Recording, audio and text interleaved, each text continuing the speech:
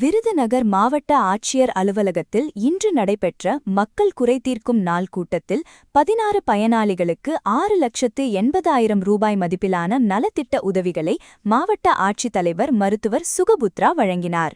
இலவச வீட்டுமனை பட்டா, குடும்ப அட்டை, முதியோர் உதவித்தொகை உள்ளிட்ட பல்வேறு கோரிக்கைகள் தொடர்பாக பொதுமக்களிடமிருந்து மொத்தம் 678 மனுக்கள் பெறப்பட்டன. மாற்றுத்திறனாளிகள் மற்றும் மூத்த குடிமக்கள் அமர்ந்திருந்த இடத்திற்கே நேரடியாகச் சென்ற மாவட்ட ஆட்சியர் அவர்களிடமிருந்து மனுக்களை பெற்று உரிய நடவடிக்கை எடுக்க துறை அதிகாரிகளுக்கு உத்தரவிட்டார்.